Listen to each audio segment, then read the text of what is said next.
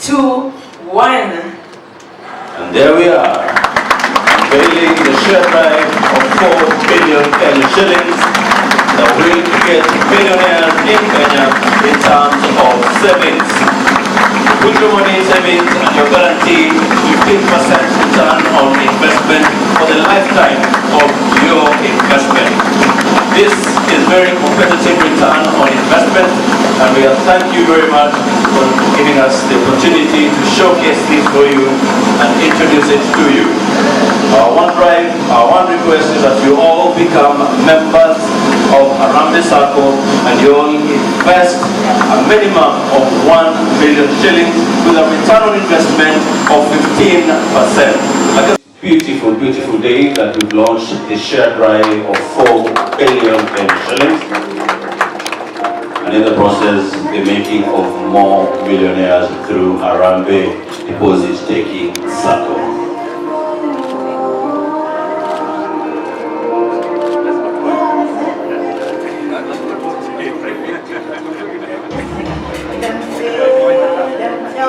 Of course, one of the shortfall external borrowing is of course is very expensive because that's a loan you take from a commercial bank, and like now the interest rates are at 18%. We don't have a product which can match that kind of interest rate, so that is why we want actually to. Number two, we also want to empower our customers. Our members have been resilient. They have supported us over years.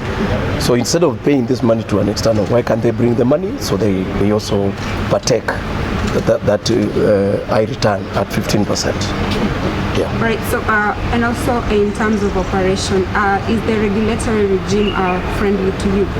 Yes, we are very happy with the government, and as the CS has said, there's a bill we are waiting. Is in Parliament now. Cabinet approved it, and one of the key issues is central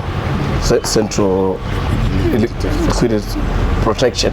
I mean, what we are looking at the movement is the assurance that when people give us our money, there is safety to that money. But in case of any event, nobody will go home empty-handed.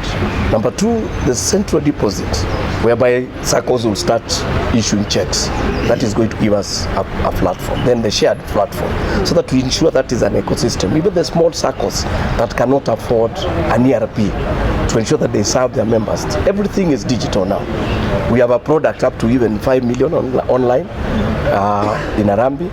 We also want the other members so that we have a lot of confidence in the SACCO subsector. Yeah. All right. So finally, my last question.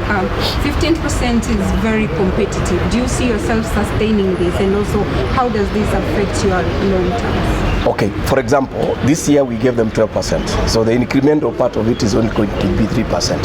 So in case we don't even do business and we are able to offload that loan, we can even pay 18%.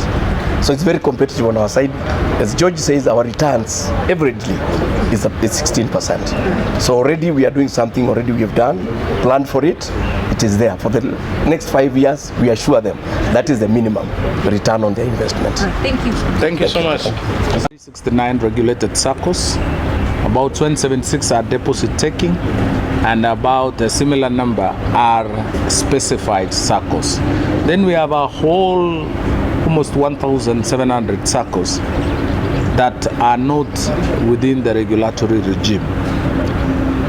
The reason why many of them collapse is because there is no oversight. They don't follow prudent management, prudent financial management procedure. There is no one to watch to see what they do. They make erratic decisions sometimes, and in the end they make the wrong investment. As we speak today, regulated SACCOs are not allowed to invest in capital activities like property and building without an annual general meeting, without an annual delegates conference, without regulatory approval. That means they are guided and their investments is evaluated by a third body to see their viability. So it's not possible in the regulated sector, regulated SACCOs, to go into erratic decisions, investments. The second issue is the level of management. The level of management is still low. The use of technology is also low, so they are bound to be attacked digitally. Cyber crimes are high, and we've seen also fraud affecting these SACCOs. So the shared services platform is going to onboard even the small SACCOs to support them with technology, which is very expensive, to mentor them in a code share arrangement. And this is maybe we're giving them, because we appreciate that SACCOs, chamas, the table banking is our way of life. The Harambees that we have, people come together, youths come together, form a CBO, collect money, lend each other over the table, share and pay back. Progressively they graduate to be SACCOs, and eventually they become regulated. So it is our way of life. We cannot write it off, we cannot wish it away. Many SACCOs are coming up. It is only us to appreciate and see where they're coming from and begin to support them from that low level as we graduate them to the regulatory SACCOs. Thank you. I think that's all. Chair. Sure.